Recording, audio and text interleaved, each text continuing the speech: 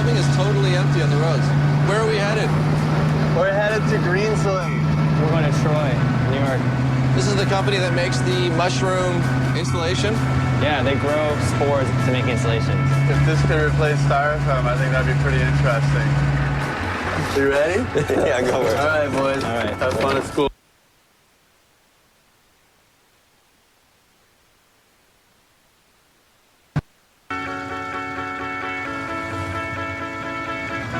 Is this Saturday or something? It's totally empty on the roads. Where are we headed? We're headed to Greenslade. We're going to Troy, New York. This is the company that makes the mushroom installation? Yeah, they grow spores to make installations. If this could replace styrofoam, I think that'd be pretty interesting. You ready? Yeah, go for it. All right, boys. All right. Have fun at school. Thanks, see you later. Okay, see ya. Oh, I forgot my book bag. What? Nothing. How's it going? Good. I'm Chris. Evan. Gavin. Hey, Gavin. Micah. Nice bus. Thanks. Thanks. You're making insulation from mushrooms. Yeah, we're actually growing insulation. You're growing How did you insulation. first think of this? It wasn't like I was looking to make a mushroom insulation. I grew up on a farm in Vermont. I used to Right. walk through the woods with my dad, look at mushrooms, and sometimes I'd notice they have these like mycelia cords that run along the ground, and they're really strong.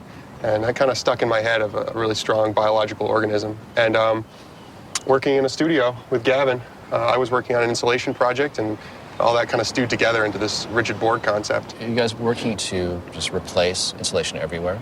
Not all insulations. We are reacting to the huge biological footprint. Like, we're replacing foam board. We think of foam board's the rigid insulation. It's the fact that foam takes up half the space in landfills. Half the space in landfills? Yeah. That's amazing. By volume, I think. It takes petroleum products to make, it takes blowing gases, and when you're done with it, it sits on the ground or it sits in a landfill forever. And we're kind of reacting to that. We'd love to see what you got going on inside. All right. Inside of this granite Come on in. cave you Let's got go here. check it out. Yeah. All right. This is our workspace. This is where all your research happens? Yeah, and all of our office work. This is our material. This is green slate. Oh, all right. So this is a sample that you grew Yeah. using the mushrooms. Yeah, and we're taking agricultural waste there. We're taking industrial waste products, combining them together, and we're letting this organism go to work. Feels just like styrofoam. Yeah. It's like a slightly dense styrofoam. In this case, the oyster, it's like a pretty common mushroom that you find in North America. So the cool thing about our material is that it is literally grown, so there's no energy really involved. It's a light-sensitive process, but doesn't require any kind of heat. It grows at room temperature, and we use agricultural waste from, the local agricultural sites and put it in the material. So what's the first stage? Step 1, collect your mushroom. Step 2, let's get it in the petri dish. You want to try it yourself? Yeah, sure. Yeah, here.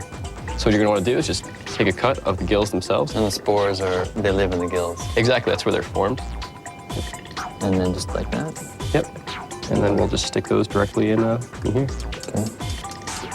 And then we let that sit, in about 3 days, we start to get this tissue formation. Okay. You actually start to see some of the white filamentous hairs, which is called mycelium, growing out from the inoculation point.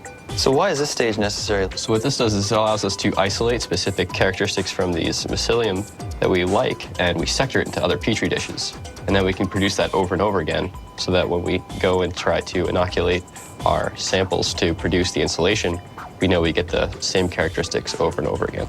All right, so what's next? We'll go over to see Evan, and he'll show you exactly how to create liquid inoculation. So after you get in culture like you guys are doing, we need to multiply the amount of tissue we have again. So that was step 1, you multiply it across a disc.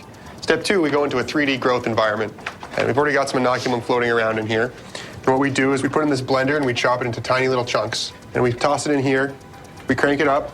This oxygenates the liquid, it lets it grow. In like 2 or 3 days in here, this will grow through this volume in 3D, and then we can pour the living cells into the mixture, and then we get millions of points of growth, rather than, if we were to put that on, we'd have maybe 3 or 4 points of growth. We're separating out the mushroom's strong fibers and multiplying them. Now we're going to add some perlite. Perlite's made with, what, is it mica or? Yeah, so it's actually a mined product that they pull out of the earth, and they heat it up, and there's a little moisture in it, and it pops like popcorn. Our fungi love growing on them as a bulking particle and an insulating particle. Pour it right in. Okay, it's been Pour in sterilized. the nutrients. Yeah, we sterilized it before. And what are these? So that's sawdust, just from around the area. Okay. These are cellulose decomposers, so they produce enzymes that break down cellulose. And if you start mixing that, I'll pour in the inoculum. So what you've done is you've coated those particles in a food source, so when the organism is poured into here, It's going to go searching for the food source and the particles, and to do that, it's going to grow its cells all around those particles and digest the food source. And after it's done digesting the food source, you're left with perlite embedded in its cellular structure, and that's where the rigid board comes from. Right. Just pop that right on top. All right. So that's it. This is when the organism takes over and it does its magic. Cool. During the next 3 days in the dark, the mushroom cells feed off the cellulose in the sawdust, expanding and bonding with the perlite to form a 1-inch panel.